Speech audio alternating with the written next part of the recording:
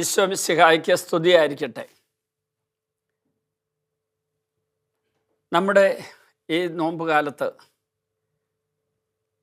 നമ്മുടെ ഇന്നത്തെ ചിന്താവിഷയം, നമ്മുടെ മനസ്സിനെ നമ്മൾ എവിടെ നിക്ഷേപിക്കുന്നു, എവിടെ വയ്ക്കുന്നു, അതനുസരിച്ചിരിക്കും നമ്മുടെ ആത്മീയ വളർച്ച, അല്ലെങ്കിൽ ആത്മീയ പക്വതയിലേക്കുള്ള വളർച്ച. റോമാലേഖനം 8-ാം അധ്യായത്തിൻ്റെ 5-ാം തിരുവചനം ഇങ്ങനെയാണ്: ജഡികമായി ജീവിക്കുന്നവർ ജഡിക കാര്യങ്ങളിൽ മനസ്സ് വയ്ക്കുന്നു, ആത്മീയമായി ജീവിക്കുന്നവരാകട്ടെ ആത്മീയ കാര്യങ്ങളിൽ മനസ്സ് വയ്ക്കുന്നു. ഇത് വർഷങ്ങൾക്ക് മുമ്പ് എന്നെ ഒത്തിരി സ്വാധീനിച്ചൊരു വചനമാണ്. നിന്റെ നിക്ഷേപം എവിടെയാ, അവിടെ നിന്റെ മനസ്സ് എപ്പോഴും ഇരിക്കും. അപ്പോൾ ഈശോ പറഞ്ഞ ആ നിക്ഷേപം എവിടെയാണോ അവിടെ നിന്റെ ഹൃദയമായിരിക്കുമെന്ന് പറഞ്ഞ ആ വചനത്തിൻ്റെ അർത്ഥം എന്തെന്നറിയോ?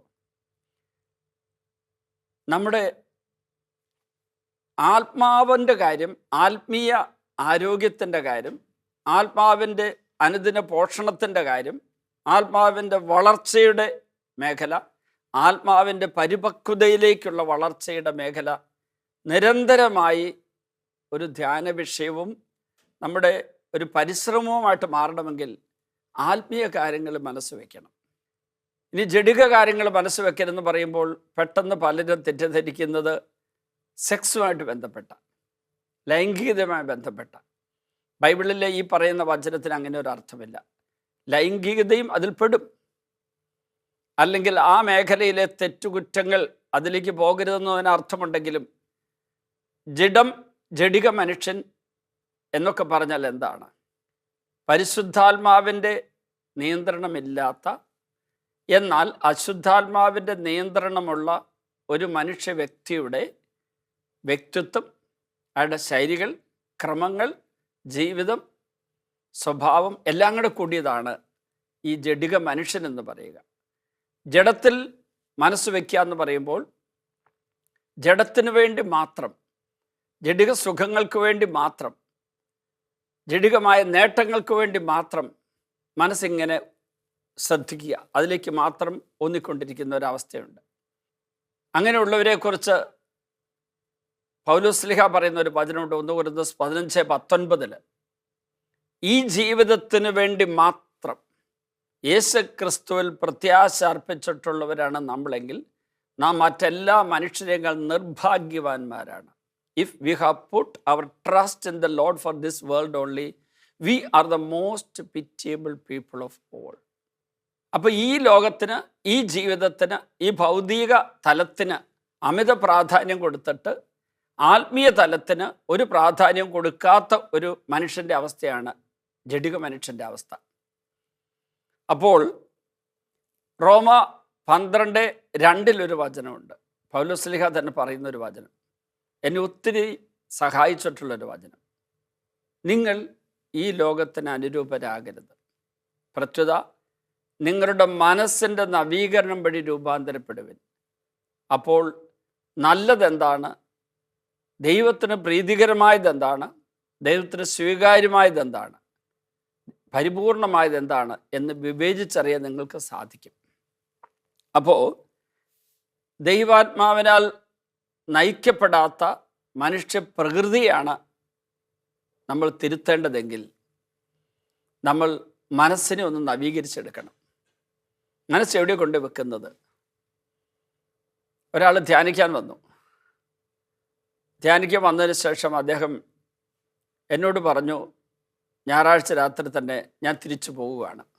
വളരെ പ്രതീക്ഷയോടെയാണ് ഞാൻ വന്നത്, പക്ഷേ എനിക്ക് ധ്യാനിക്കാൻ പറ്റില്ല. ഞാൻ എന്തു പറ്റി? AC റൂം വേണമെന്ന് ഞാനിവിടെ വിളിച്ച് പറഞ്ഞിരുന്നു, അച്ഛനെ എനിക്ക് കിട്ടിയില്ല. അപ്പോൾ ഇവിടെ വരുമ്പോൾ തരാമെന്ന് ഓഫീസിലിരുന്നവർ പറഞ്ഞു. പക്ഷെ ഇവിടെ വന്നപ്പോൾ AC റൂം എല്ലാം നേരത്തെ ബുക്ക് ചെയ്തു പോയി. ഞാൻ ചോദിച്ചു, എപ്പോഴാണ് വന്നത്? 6 മണിക്കാണ് വന്നത്. അപ്പോൾ ഞാൻ പറഞ്ഞു, നേരത്തെ വരുമായിരുന്നെങ്കിൽ കിട്ടുമായിരുന്നല്ലോ AC റൂം. അപ്പോൾ പറഞ്ഞു, എന്നോട് അങ്ങനെ ആരും പറഞ്ഞില്ല നേരത്തെ വരണമെന്ന്. അത് ഓഫീസിലിരുന്നവരുടെ തെറ്റാണ് ഞാൻ സമ്മതിക്കുന്നതോടൊപ്പം തന്നെ അയാളോട് ഞാൻ കൂടുതലായി സംസാരിച്ചു, എന്തുകൊണ്ടാണ് AC വേണം നിർബന്ധം? അപ്പോൾ പറഞ്ഞു, എനിക്ക് ചൂട് സഹിക്കാൻ പറ്റില്ല. അപ്പം ഞാൻ അദ്ദേഹത്തിനോട് കുറച്ച് നേരം പ്രാർത്ഥിച്ചു. ഞാൻ പറഞ്ഞു, എനിക്കും ചൂട് അമിതമായാൽ വലിയ ബുദ്ധിമുട്ടുള്ള ആളാണിപ്പോൾ. പണ്ട് അങ്ങനെ അല്ലായിരുന്നു, തണുപ്പായിരുന്നു എനിക്ക് ബുദ്ധിമുട്ട്. ഇപ്പോൾ എനിക്ക് ചൂട് കൂടിക്കഴിഞ്ഞാൽ ബുദ്ധിമുട്ടുണ്ട്. പക്ഷേ ചൂട് കൂടിക്കഴിഞ്ഞാലും ഞാൻ അതിനെ അതിജീവിക്കുന്നത് എങ്ങനെയാണെന്ന് ചോദിച്ചാൽ, എനിക്ക് പ്രതികൂലമായ ഈ ചൂട് സമയത്തുണ്ടാകുന്ന വിയർപ്പും മറ്റ് ബുദ്ധിമുട്ടുകളും ആ പ്രയാസങ്ങളിലും അതിൽ ഞാൻ മനസ്സ് കൊണ്ടുവയ്ക്കില്ല. എൻ്റെ ബലിജീവിതത്തിൻ്റെ ഭാഗമായി, എൻ്റെ പൗരോഹിത്യ ശുശ്രൂഷ ജീവിതത്തിലെ ബലിജീവിതത്തിൻ്റെ ഭാഗമായി ഞാനതിനെ മാറ്റി ആ ചെറു സഹനത്തെ കർത്താവിന് കാഴ്ചവെക്കും. 2, 3, 4 തവണ അങ്ങനെ അസഹനീയമായ ചൂടും ആവശ്യത്തിന് ഫാനൊന്നും ഇല്ലാത്തൊരു സാഹചര്യത്തിൽ നിന്ന് പ്രസംഗിക്കേണ്ടി വന്നപ്പോൾ ഞാൻ അങ്ങനെ ചെയ്തിട്ട് എനിക്ക് ആത്മീയമായ ഗുണം കിട്ടി. അത് അദ്ദേഹത്തോട് പറഞ്ഞു. അതുകൊണ്ട് സാറൊരു കാര്യം ചെയ്യുക, ഉദ്യോഗസ്ഥനാണ് അദ്ദേഹം, സാറൊരു കാര്യം ചെയ്യുക, ഞാൻ ഈ പറഞ്ഞ രീതിയിൽ AC ഇല്ലായ്മയിൽ AC ഇല്ലാത്ത മുറി കിടന്നുറങ്ങി ധ്യാനത്തിൽ പങ്കെടുക്കുമ്പോൾ കിട്ടുന്ന അനുഗ്രഹവും പുണ്യവും വളരെ വലുതായിരിക്കും. മാത്രമല്ല, രാത്രിയിൽ ചുരുങ്ങിയ മണിക്കൂറുകൾ 5-6 മണിക്കൂറാണ് AC യിൽ, ബാക്കി സമയം മുഴുവനും ചൂടുള്ള ഓഡിറ്റോറിയത്തിൽ, അതും മെയ് മാസത്തിൽ നല്ല ചൂടുണ്ട്. ആ സമയത്ത് അവിടെ വന്നിരിക്കണമല്ലോ. അവിടെ വന്നിരിക്കുമ്പോൾ സഹിക്കേണ്ടതല്ലേ? അപ്പം പിന്നെ രാത്രി കുറച്ച് നേരത്തേക്ക് സുഖിക്കേണ്ട കാര്യമുണ്ടോ എന്ന് ഞാൻ ചോദിച്ചപ്പോൾ എന്നോട് പറഞ്ഞു, പക്ഷേ എനിക്ക് പറ്റില്ല അച്ഛാ, എനിക്ക് പോകണം. അപ്പോൾ ഭാര്യയെ കൂടാതെ ഒറ്റയ്ക്കാണ് എൻ്റെ അടുത്ത് അനുവാദം ചോദിക്കാൻ വന്നത്. ഭാര്യ സമ്മതിക്കുന്നില്ലായിരുന്നു. തമ്മിൽ ഭാര്യയും കൂട്ടിക്കൊണ്ട് വരാൻ പറഞ്ഞു. ഭാര്യയോട് ഞാൻ പറഞ്ഞു അദ്ദേഹത്തിന് പോകണമെന്ന് പറയും. പെട്ടെന്ന് ഭാര്യ ഞെട്ടോട് ചോദിച്ചു, എന്തിനു പോകണം? AC ഇല്ലായതുകൊണ്ട് പോകണം. പെട്ടെന്ന് ഭാര്യ ഇങ്ങനെ കുറച്ച് നേരം നോക്കി നിന്നിട്ട് ഭാര്യയുടെ കണ്ണ് നിറഞ്ഞൊഴുകി. ഭാര്യ പറഞ്ഞു, AC പോയിട്ട് സാധാരണ ഫാൻ പോലും ഇല്ലാതെ കോടിക്കണക്കിന് ജനങ്ങൾ ജീവിക്കുന്ന ഒരു രാജ്യത്ത് AC ഇല്ലെന്നും പറഞ്ഞ് ധ്യാനം ഒഴിവാക്കി പോകുന്നത് എന്തുകൊണ്ടാണ് അച്ചായന്, എങ്ങനെയാണ് സാധിക്കുന്നത്, എന്തുകൊണ്ടാണ് ഇങ്ങനെ പറയുന്നതെന്നും പറഞ്ഞൊരു വഴക്ക് പറഞ്ഞു. അല്പം ഗൗരവത്തിലാണ് പറഞ്ഞത്.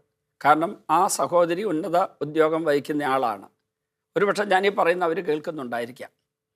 പക്ഷേ ഒരു പോസിറ്റീവായ കേസായതുകൊണ്ടാണ് ഞാനിപ്പം പറയുന്നത്.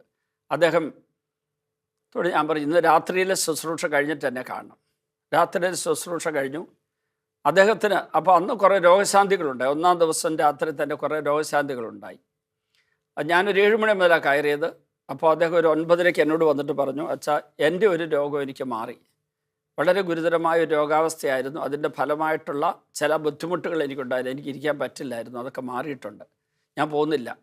അദ്ദേഹം ധ്യാനമൊക്കെ കൂടി.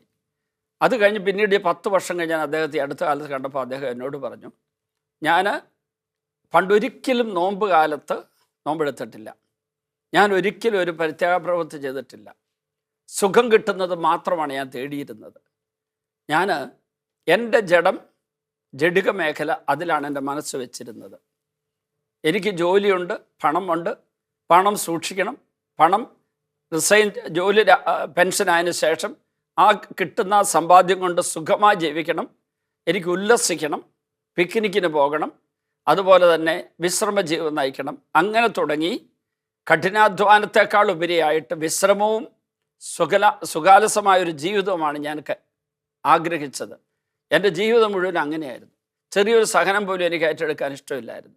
രുചികരമായ ഭക്ഷണം കിട്ടില്ലെങ്കിൽ ഞാൻ വഴക്കുണ്ടാക്കുമായിരുന്നു. കറണ്ട് പോയാൽ അപ്പോൾ എനിക്ക് അരിശം പോയി. അതുകൊണ്ട് എൻ്റെ വീട്ടിൽ ജനറേറ്റർ പ്രത്യേകമായിട്ട് വെക്കുകയും ചെയ്തു.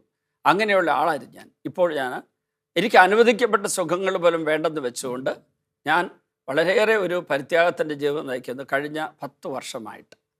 കാരണം അദ്ദേഹം ജഡിക കാര്യങ്ങളിൽ മനസ്സ് വയ്ക്കുന്ന സ്വഭാവത്തിൽ നിന്ന് ആത്മീയ കാര്യങ്ങളിലേക്ക് മനസ്സ് വയ്ക്കുന്ന അവസ്ഥയിലേക്ക് വന്നു. അപ്പോൾ ഭാര്യ എന്നോട് പറയുകയാണ്, അച്ഛാ, ആഴ്ചയിൽ 1 ഉപവസിക്കാൻ ഞാൻ തീരുമാനമെടുത്ത് ഞാൻ ഉപവസിച്ചു തുടങ്ങിയോടെ എൻ്റെ കൂടെ ഉപവസിക്കുന്ന ആൾ ഇപ്പോൾ എല്ലാ ദിവസവും 2 നേരം മാത്രമേ ഭക്ഷണം കഴിക്കൂ. ഒരു നേരത്തെ ഭക്ഷണം എല്ലാ ദിവസവും ഉപേക്ഷിക്കും. ഉച്ചഭക്ഷണം ഉപേക്ഷിക്കും. ഉച്ചഭക്ഷണം മൃഷ്ടാന്ന ഭോജനമായിരിക്കണം നിർബന്ധമുള്ള ആളായിരുന്നു. ഇറച്ചിയും മീനും ഇല്ലാതെ ഒരു ദിവസം ഒരു ഉച്ചയ്ക്ക് ഭക്ഷണം കഴിക്കാത്ത ആളായിരുന്നു. ഇപ്പോൾ അദ്ദേഹത്തിന് ഇറച്ചിയും വേണ്ട, മീനും വേണ്ട. മാത്രമല്ല ഉച്ചഭക്ഷണം വേണ്ട. പ്രഭാത ഭക്ഷണം കഴിഞ്ഞാൽ പിന്നെ വൈകുന്നേരം 6 മണിക്ക് ലഘുഭക്ഷണം കഴിക്കും. അത് കഞ്ഞിയായിരിക്കും. അങ്ങനെ ജീവിക്കുകയാണ്. അതുപോലെ തന്നെ ഉല്ലാസങ്ങൾ, സിനിമ കാണാൻ പോകുന്നു, അല്ലെങ്കിൽ അതിന് പോകുന്നു, ഇതിന് പോകുന്നു. വല്ലപ്പോഴും മക്കളും പേരക്കിടാങ്ങളും വരുമ്പോൾ അവരുടെ കൂടെ പോകുമെന്നല്ലാതെ അതൊരു ലഹരി അല്ലാതായിട്ട് മാറി.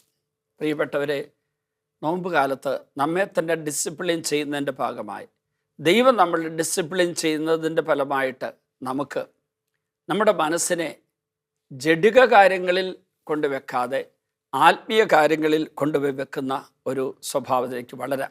ഈശോയെ ജഡിക കാര്യങ്ങളിൽ മനസ്സ് വെച്ച് ജഡത്തിൻ്റെ വ്യാപാരങ്ങളിൽ മുഴുകി ജഡിക പാപസുഖങ്ങൾ പോലും ആസ്വദിച്ച് കഴിയുന്ന ദുരവസ്ഥയിൽ നിന്ന് ആത്മീയ കാര്യങ്ങൾ മനസ്സ് വെച്ച് ആത്മാവിന് ആരോഗ്യത്തിന് കാരണമാകുന്നത് മാത്രം സ്വീകരിച്ചുകൊണ്ട് ജീവിക്കാൻ ഞങ്ങളെ സഹായിക്കണമേ.